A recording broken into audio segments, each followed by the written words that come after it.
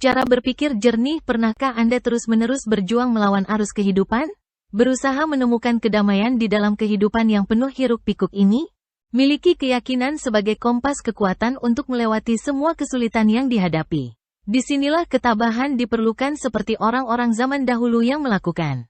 Ketabahan dapat menemukan ketenangan dalam kekacauan yang dihadapi. Di sini akan diuraikan inti ketabahan yang dapat merubah hidup Anda di dalam menempuh perjalanan yang penuh kesulitan ini.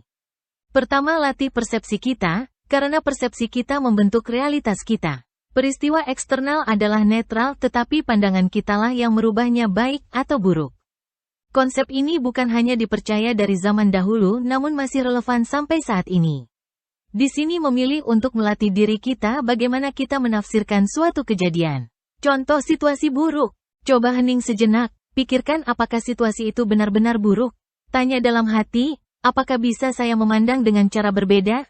Dalam refleksi ini memberikan waktu untuk merubah perspektif kita. Kedua, kendalikan emosi kita, terutama emosi negatif. Ini sebagai panduan kitalah yang kuasa untuk memilih emosi mana yang akan diterima.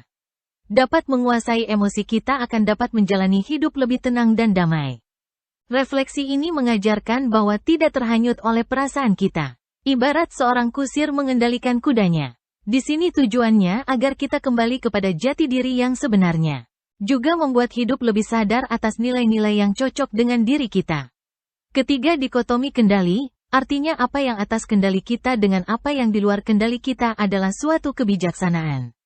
Tujuannya menghindari stres atas sesuatu yang tidak dapat dikendalikan oleh diri kita. Berlakulah sebagai tukang kebun yang fokus menyiram tanaman daripada mengutuk cuaca. Secara tegas selalu menerima dengan gembira apapun yang tidak bisa kita kendalikan. Ini diistilahkan bahwa kita melakukan tindakan yang bajik. Mencemirkan merubah apa yang bisa kita rubah dan menerima apa yang kita tidak bisa rubah. Menerima ketidakpastian hidup bukan hidup yang acuh tidak acuh, tetapi secara aktif apa yang bisa kita rubah. Keempat, menganut kebajikan. Prinsip kebajikan memelihara karakter yang selalu mendambakan kebaikan, keadilan, keberanian dan moderasi sebagai kebaikan tertinggi. Ini bukan hanya cita-cita tetapi tindakan nyata sehari-hari. Orang yang berbudi luhur juga bukan terbebas dari masalah, tetapi mereka melakukan secara bajik. Tujuan hidup manusia adalah sesuai dengan kebajikan. Bagaimana kita melakukan dalam kehidupan sehari-hari? Pertama, dengan diam lalu merefleksikan diri kita dengan keadaan eksternal yang terjadi. Tanyakan pada diri, apakah ini adil, apa berani, atau modal lainnya atau berkontribusi pada kebaikan? Disinilah kita menciptakan hidup yang bermakna dan bertujuan. Ini bukan hanya untuk diri sendiri, tetapi dapat menular kepada orang di sekitar kita. Kelima, menerima perspektif yang lebih luas. Di sini menawarkan yang lebih luas dan seimbang. Pikirkanlah dampak jangka panjang dari sesuatu kekhawatiran dan pola pikir yang tangguh dan tenang. Jadi memandang hidup secara keseluruhan bukan momen per momen secara seutuhnya. Menjalani hidup sehari-hari adalah sesuatu yang utuh. Penderitaan itu sering bukan dari penderitaan itu, tetapi dari penilaian kita atas peristiwa tersebut. Di sini melihat kekhawatiran kita yang didorong oleh ego, menuju pandangan holistik tentang diri kita yang sebenarnya.